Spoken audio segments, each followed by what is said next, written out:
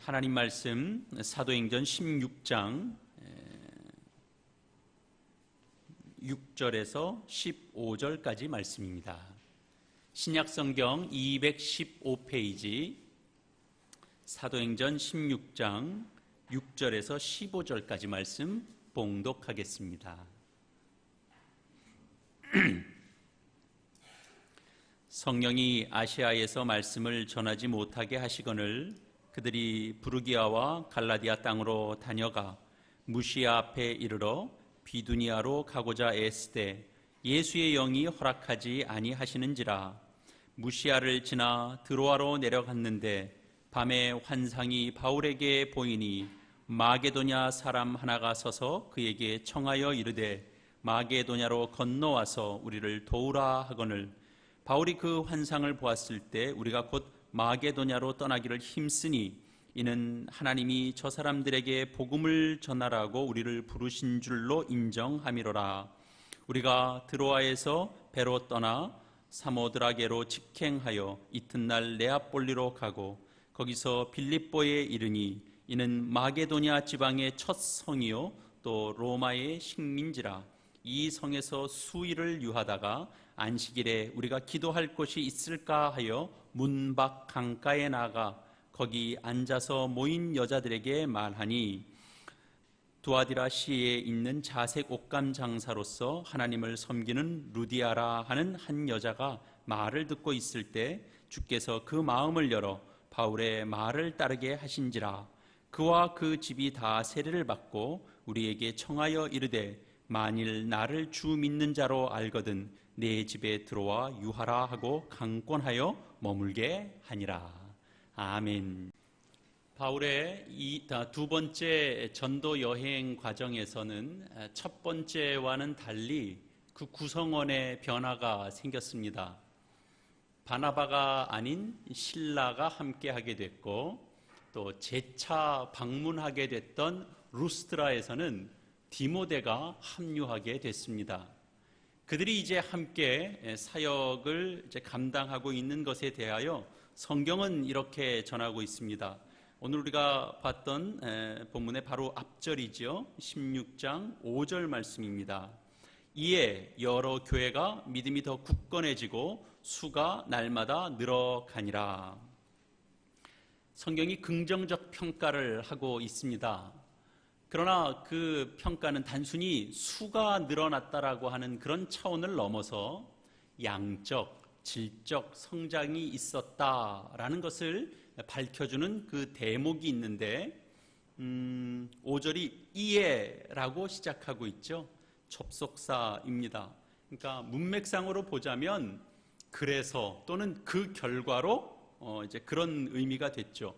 무엇에 대한 결과로 이렇게 교회가 믿음이 굳건해지고 또 수가 날마다 늘어갔는가? 당연히 그 바로 앞절의 내용이겠죠. 4절 말씀입니다. 여러 성으로 다녀갈 때에 예루살렘에 있는 사도와 장로들이 작정한 규례를 그들에게 주어 지키게 하니 였습니다. 지난주 내용 기억나십니까? 디모데에게 굳이 하지 않아도 되는 할례를 시행하도록 하고 또 각 도시를 돌면서 예루살렘의 사도들과 지도자들이 의견을 모아주었던 그 간단한 지침들이 있었습니다. 유대인들이 극히 혐오스러워하는 그 4가지 금령들은 피해 줄 것을 가르치는 그런 내용이었죠. 그것을 이제 사도 바울이 전하고 그 내용들을 지켜가면서 자기가 가지고 있는 자기 권리, 자기가 주장할 수 있는 자기 주장, 그런 것들을 더 뛰어넘어서 복음 안에서 자신은 내려놓는 그런 태도를 견지해 나간 그런 사역의 결과물들이었습니다. 그것은 신앙의 본질을 소유하고 있을 때 가질 수 있는 그런 지혜였던 것이죠. 그래서 2차 전도 여행 이 초기의 사역 속에서 바울 일행은 큰 성과라고 말할 수 있는 부분들을 지금 거두면서 사역을 계속 해가고 있습니다. 그러면서 이제 오늘 본문의 내용으로 이어집니다. 그런데 앞선 이를테면 긍정적인 평가를 하고 있는 이런 성공적인 사역에 뒤이은 내용들은 다음과 같은 것이죠. 6절 말씀, 아시아에서 말씀을 전하지 못하게 하시거늘 그들이 부르기아와 갈라디아 땅으로 다녀가, 이렇게 되어 있습니다. 여기 아시아라고 하는 것은 뭐 한국, 중국, 일본 이런 이제 나라들을 이제 떠올릴 수 있겠습니다만, 여기서 말하는 아시아는 이런 한국이나 일본을 의미하는 것이 아니고 그 현 위치에서 보자면 서쪽 방향, 그러니까 터키 지역, 지금의 터키 지역쯤을 의미하는 것입니다. 사도 바울은 지금의 이제 터키 지역으로 가서 복음을 전하고자 했는데 이상하게 자꾸 길이 막히는 겁니다. 아무리 애를 써도 길이 잘 열리지 않는 거예요. 그런데 그 이유가 무엇이었냐 하면 6절 서두에 성령이 이렇게 이제 그 주체를 분명히 밝혔습니다. 성령이 아시아에서 말씀을 전하지 못하게 했다라는 거죠. 쉽게 말하자면 하나님이 막으셨다라는 내용이 됩니다. 그뿐 아닙니다. 7절 말씀도 보실까요? 무시아 앞에 이르러 비두니아로 가고자 애쓰되 예수의 영이 허락하지 아니하시는지라. 그러니까 지금 바울이 서 있는 위치에서 이제 서쪽 방향으로 가려고 하는 그 계획은 이상하게 자꾸 막히는 겁니다.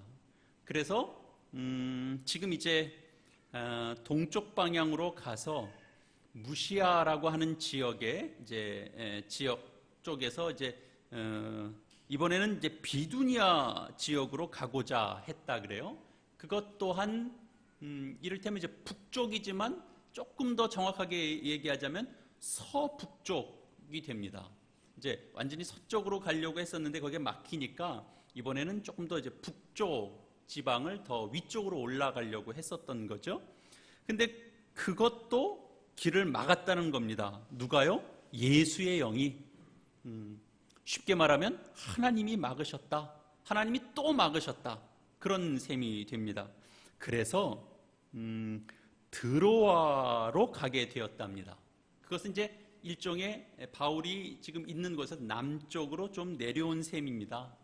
드로아는 연안에 있는 항구 도시입니다. 그 소아시아 지역에서 보자면 이제 동쪽 끝단입니다. 그 장소에서 더 동쪽으로 넘어가면 그러면 이제 마게도냐, 고린도, 로마 이렇게 이제 유럽 대륙 쪽으로 넘어가지게 되는 거죠. 그러니까 그쪽으로 연결하게 되는 중요한 항구 도시입니다. 드로아가. 그래서 서쪽이군요. 네. 예. 감사합니다. 예. 박 집사님께서 고개를 갸우뚱하실 때 제가 뭔가 직감했습니다. 네. 누가 그랬대잖아요. 그 새벽 예배 인도하시면서 목사님께서 빛이 어두움을, 그러니까 어둠이 빛을 이겨본 적이 없다는 얘기를 이제 하느라고 한 게 새벽에 약간 몽롱했던지 빛이 어두움을 이겨본 적이 없습니다. 그렇게 얘기했더니 앞에 있는 성도가 그럴 리가 없을 텐데 그랬더니 그렇죠. 거기서 이제 서쪽으로 넘어가면 이를테면 로마 지역을 중심으로 하는 그런 이제 유럽 대륙 쪽으로 넘어가지게 되는 셈이죠. 바울 일행이 가고자 했던 길이 번번이 막히고, 그리고 이제 그 당시에는 드로아라고 하는 이제 항구 도시에 머물러 있는 건데, 그곳에서 바울 일행이 뭘 했을까요? 성경에 그 부분에 대한 묘사는 없습니다. 그러나 우리가 그것을 유추하는 데는 그다지 어렵지 않습니다. 왜냐하면 여러분 같으면 뭘 했겠습니까? 여러분이 세운 계획이 번번이 막히고 일이 자꾸 꼬이면 그럼 여러분 뭘 하시겠습니까? 기도했을 것입니다. 하나님, 어떻게 해야 됩니까? 저는 그런 계획을 갖고 있는데 자꾸 일이 안 풀립니다. 하나님, 제가 뭘 잘못하고 있는 걸까요? 아니면 하나님 무슨 뜻이 계신 건가요? 기도하고 있었겠죠.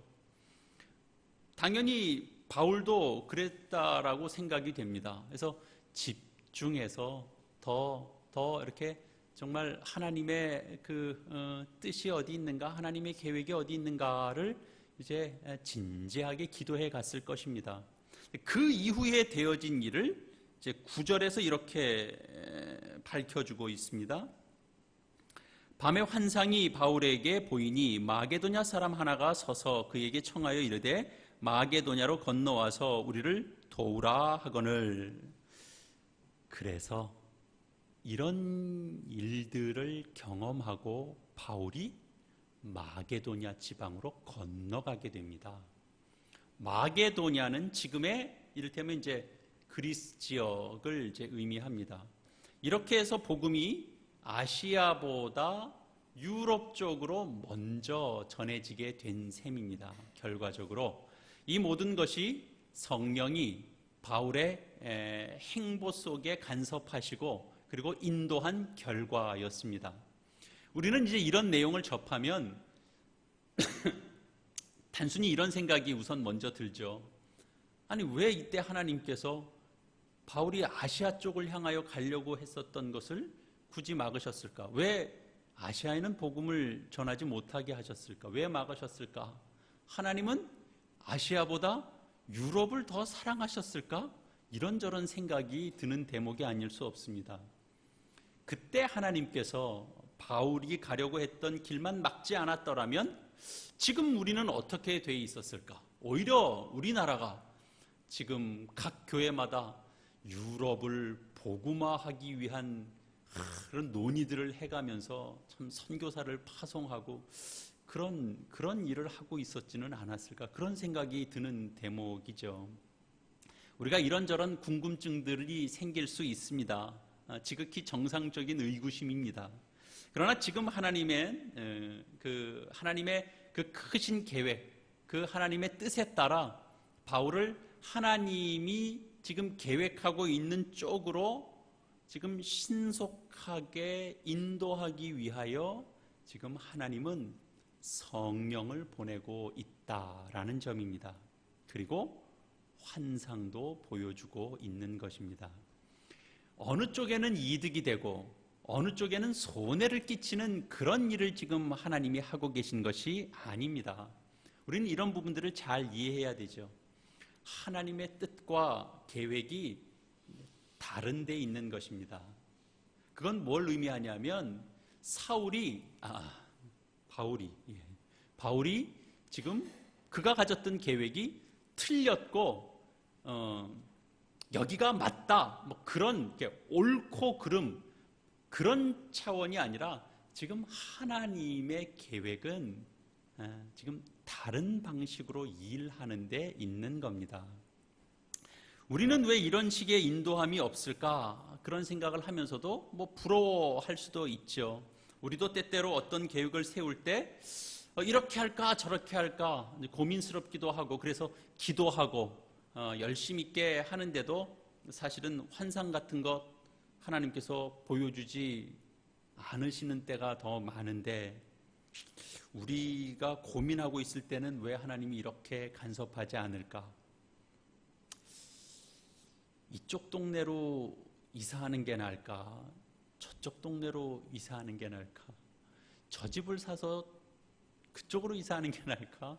저 집을 사서 그렇게 이사하는 게 나을까? 별 사인이 없어요. 그럴 때는 아무 쪽에서나 괜찮다 그런 뜻입니다. 그런 뜻 아닐까요? 그런 문제는 사실은 맞고 틀리고의 문제와는 조금 다른 것입니다.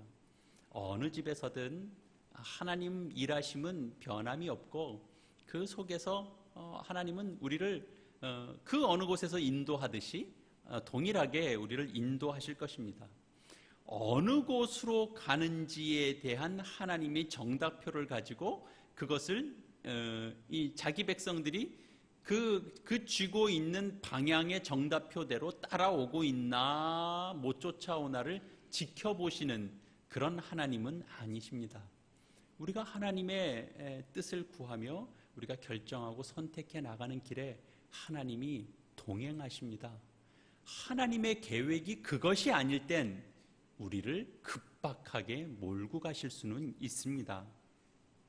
하나님의 이 계획하신 대로 분명하게 이끌 필요가 있을 때 하나님은 환상을 보여주시기까지 하시면서 하나님의 뜻대로 이끌어 가시는 것입니다.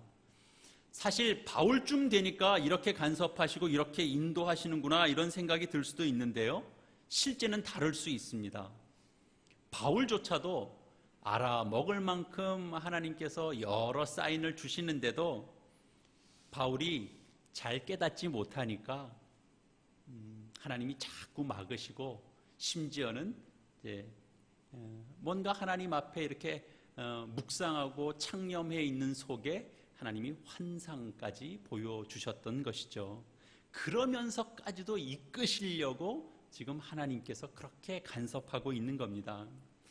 우리가 궁금해하는 것을 넘어서 성경이 우리에게 지금 말하고자 하는 것을 우리는 따라갈 수 있어야 하는데요, 그것은 우리가 하나님의 계획과 다른 방향으로 가고 있을 때 하나님은 그냥 그것을 방치하시는 분은 아니시다라는 사실입니다. 이렇게까지 관여하시고 이렇게까지 이끄시고 우리와 함께 하나님의 계획을 이끌어 가시려고 하시는 분이 하나님이시다라는 것이죠. 그러니까 하나님은 지속적으로 우리에게 알아먹을 수 있는 사인을 지금도 계속 보내고 있습니다. 왜 그렇게 하신다고요? 하나님의 계획 속에 우리를 묶어서 우리와 함께 하나님의 그 계획을 이루어 가시기 위해서 그러시는 것입니다. 우리가 열정만 가지고 있다고 다가 아닙니다. 하나님은 하나님이 이끌어 가시고자 하는 그 방향이 있습니다. 그 방향과 다를 때는 자꾸 말씀하시는 겁니다. 자꾸 보여주시는 것입니다. 바울이 이제 드디어 그 성령의 인도하심을 따라 이제 내적 확신을 가지고 마게도냐 지방으로 갑니다. 그러니까 그 환상을 보았을 때 10절에 보면 우리가 곧 마게도냐로 떠나기를 힘쓰니 이는 하나님이 저 사람들에게 복음을 전하라고 우리를 부르시는 줄로 그가 인정하게 됐다라는 것이죠. 내적 확신을 가지고 그래, 그러면 이렇게 우리를 자꾸 몰아가시는 것은 하나님이 이를테면 동쪽을 향해서 가는 쪽이 아니라 이제 서쪽 방향을 향하여 마게도냐 방향을 향하여 지금 넘어가라, 그쪽에 복음을 전하라, 너희가 할 일은 그것이다, 이렇게 우리를 몰아가시는 것이구나 라고 확신을 하고 가게 됐다라는 거죠. 그러니까 이런 내용을 확인하는 데까지도 우리는 적지 않은 감동이 있습니다. 사실 이런 일에 하나님께서 깊이 우리를 들어서 이렇게까지도 우리를 이끌어 가신다, 그 과정이 매우 특별합니다. 하나님 계획 안에 우리를 불러 우리를 함께 가자, 이렇게 일하시는 그런 하나님의 일하심, 그 방식 우리가 확인하게 될 때 적지 않은 감동이 있습니다. 그렇다면 이제 그 다음의 내용은 어떻게 되어야 맞을 것 같습니까? 이제 뭔가 기대할 만한 내용이 이제 등장해야 될 것 같죠. 예수의 영이 특별하게 간섭해서 바울이 가려고 했던 그 길도 막고 또 마게도냐 사람의 환상을 보여주시기까지 하시면서 이제 바울이 다른 선택을 할 수 없을 만큼의 지경까지 몰아가셔서 간섭하시고 그리고 인도하시는 길이라면 그 다음에 겪게 되는 그런 일들은 도대체 어떤 일들일까? 은근히 기대가 될 수밖에 없는 대목입니다. 이어지는 내용이 그것이었죠. 11절부터 조금 읽겠습니다. 우리가 드로아에서 배로 떠나 사모드라게로 직행하여 이튿날 네아폴리로 가고 거기서 빌립보에 이르니 이는 마게도냐 지방의 첫 성이요 또 또 로마의 식민지라. 이 성에서 수일을 유하다가 안식일에 우리가 기도할 곳이 있을까 하여 문밖 강가에 나가 거기 앉아서 모인 여자들에게 말하는데, 두아디라시에 있는 자색 옷감 장사로서 하나님을 섬기는 루디아라 하는 한 여자가 말을 듣고 있을 때 주께서 그 마음을 열어 바울의 말을 따르게 하신지라. 드디어 마게도냐 지방의 첫 성 빌립보에 이르게 됐는데요. 그런데 그곳은 지금까지 사역하면서 중요한 장소로 활용했던 회당이 없습니다. 그래서 마땅히 기도할 만한 처소가 있을까 찾게 되었다 그래요. 그러니까 상황이 그 전에 일하던 방식과는 조금 더 다른. 그러니까 여기만 해도 벌써 이제 유대인들의 흔적을 좀 찾아보기 좀 어려운, 그만큼 이제 거리가 좀 떨어지는 그런 곳이 된 셈입니다. 그래서 이제 기도할 만한 기도처가 있을까 찾게 되었는데, 그 와중에 여자들의 무리들을 만나게 됐고, 그 속에서 옷감 장사를 하는 루디아라고 하는 한 여인을 만나게 된 사건을 지금 기록하고 있습니다. 앞서서 성령의 아주 강권적인 간섭으로 전도 여행의 방향을 선회하면서까지 건너가게 됐던 그 마게도냐 지역의 첫성 그 빌립보에는 회당도 없고 남자들도 눈에 보이지 않고 여자들만 있고 복음을 전하고 나누는데 특별한 일이 벌어진 것은 없고 달랑 루디아라고 하는 여자 한 사람만 믿게 되었다라는 것이 바로 그 이후에 벌어진 내용의 결과물입니다. 요즘은 이 교회의 여자 성도 한 사람의 비중이 남자 성도 10사람을 능가하는 일이 종종 있다고는 합니다만, 이 당시 상황 속에서 보자면 사실은 여자라는 존재는 보잘것없는 것의 일종의 상징입니다. 우리의 생각에는 이런 식의 인도함을 받으러 가게 된 마게도냐의 전도 여행이었다면 뭔 일이 일어나도 대단한 일이 일어나야 맞을 것 같습니다.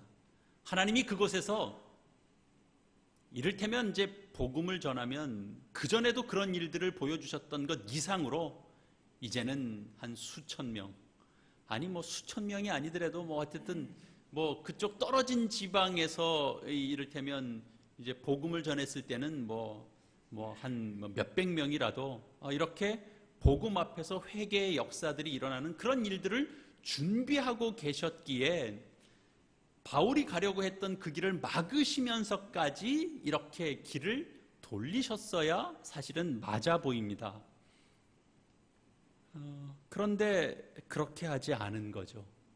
사실 이런 부분이 우리가 생각하는 어떤 이제 우리가 기대하는 것이 성경의 내용과 다른 그런 이제 대표적인 내용이 됩니다. 살짝 기온이 좀 찬가요? 조금 조절이 필요하면 언제든지 이제 조절해도 됩니다. 그래서 이제 우리가 선택하고 우리가 걸어가는 길에 어떤 드라마틱한 역사가 없고 좀 밋밋하기만 하고, 더 나아가서는 어려움이 있고 실망할 것이 있고 좌절이 있고, 그러면 당장 이제 하나님의 뜻과는 다른 길을 걸어가고 있어서 이런 것 아닌가, 우리는 그런 생각을 단번에 하게 됩니다. 그러면 그 반대의 생각은 뭐죠?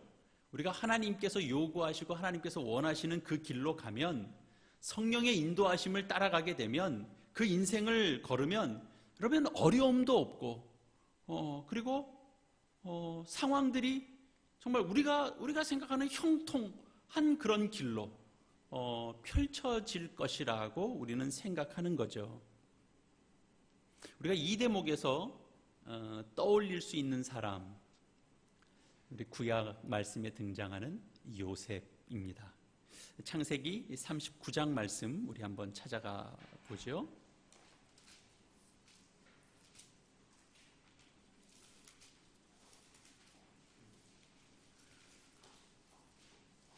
창세기 39장 1절에서 3절까지 말씀입니다. 구약성경 60페이지입니다.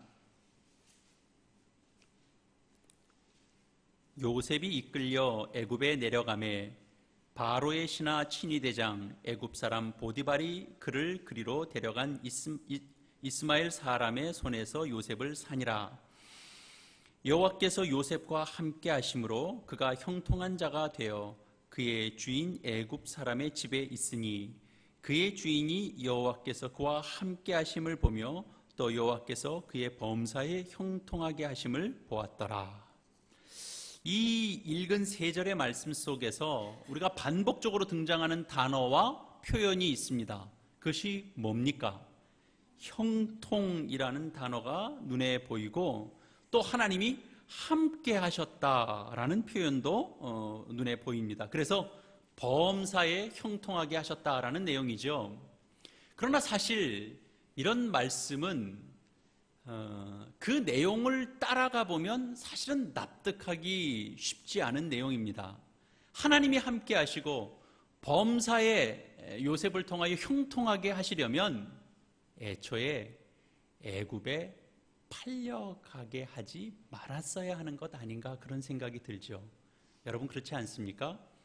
가진 고생을 다 하고 애굽에 팔려가고 보디발이 요셉을 또 종으로 사서 그 집의 가사일을 보게 하는 그런 자로 삼게 되고 그런 모든 일들을 겪게 되고 있는데 성경은 지금 하나님이 그를 형통하게 하셨다라는 것입니다.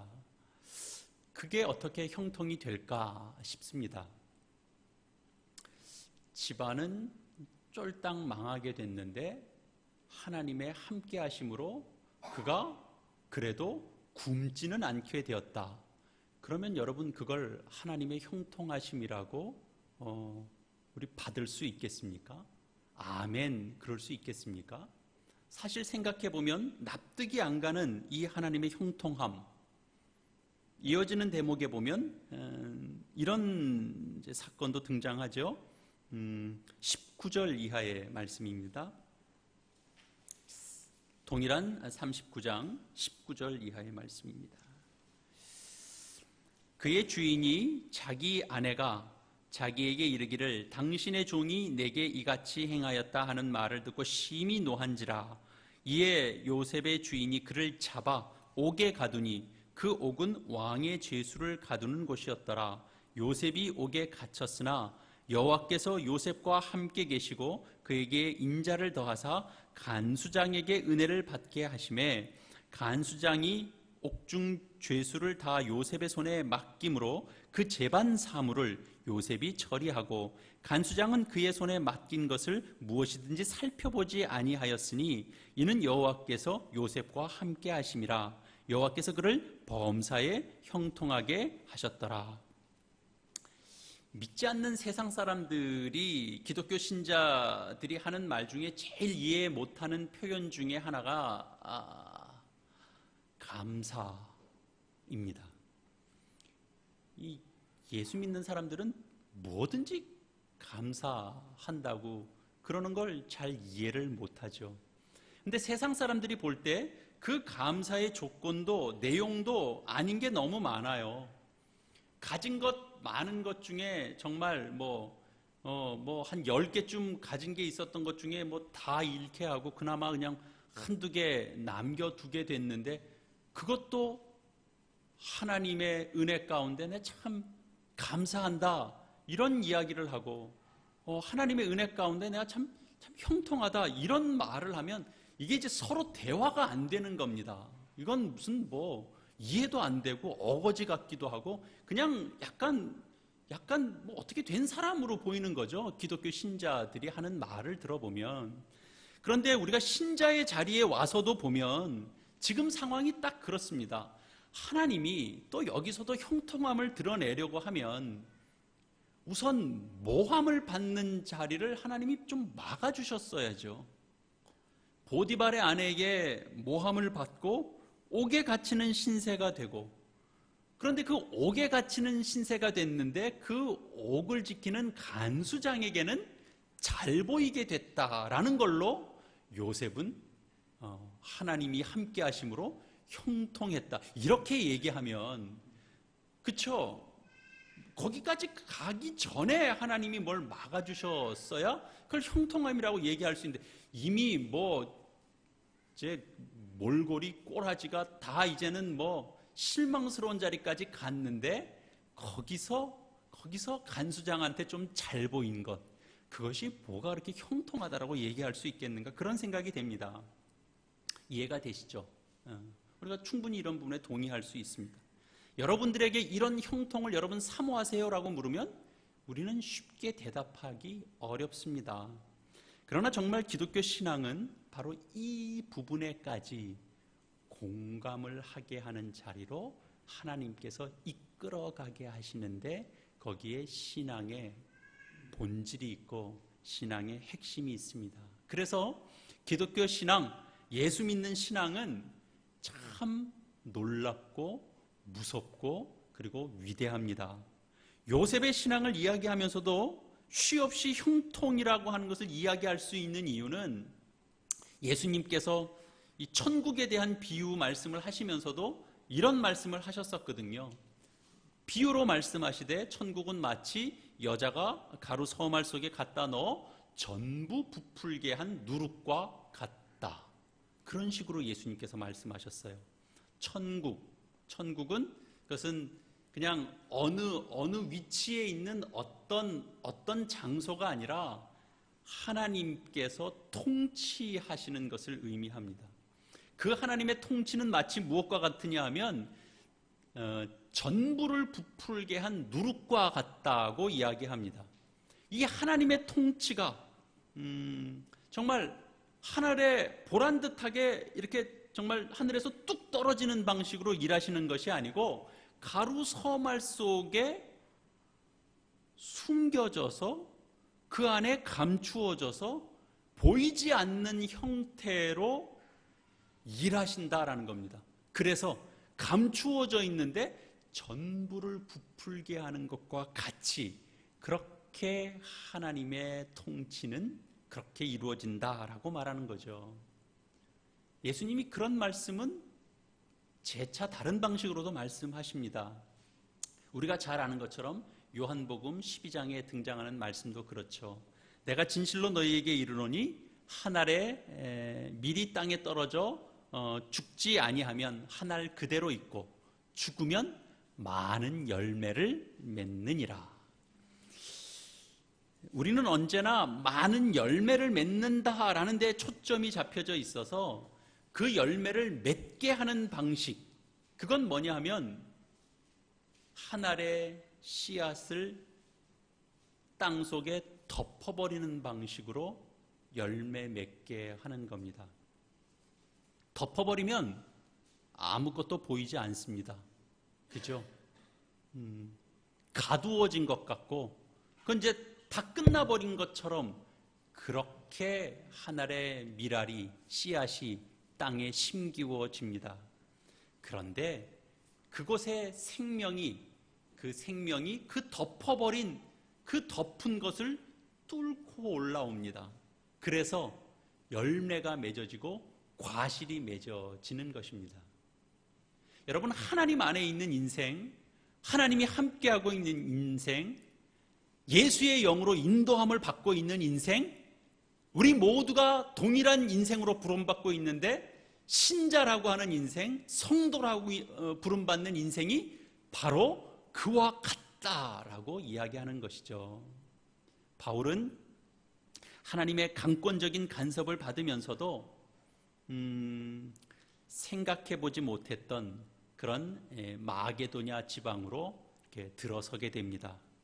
이 첫발이 사실은 이제 역사 속에서는 인류의 역사 속에서 유럽 전체가, 더 나아가서는 이 세계 전체가 복음화되게 하는, 그래서 복음이 전파되게 하는 첫 단추와도 같은 그런 일을 바울이 지금 겪고 있습니다. 그 놀랍고 그 위대한 사역은 첫 번째 성 빌립보에서 약한 존재 한 여자를 만나는 데서부터, 한 여자를 믿게 하는 데서부터, 그 한 사람에게 복음이 전파되는 데서부터 시작되고 있다라는 사실을 우리는 기억해야 됩니다. 그러니까 여자를 우습게 보면 안 된다. 그리로 가시면 꽝이고요. 이 시대의 여자는 결코 우습지 않습니다. 예, 연약하지도 않습니다. 동의하십니까? 네, 네, 네. 네, 큰 소리 여러분 나왔습니다.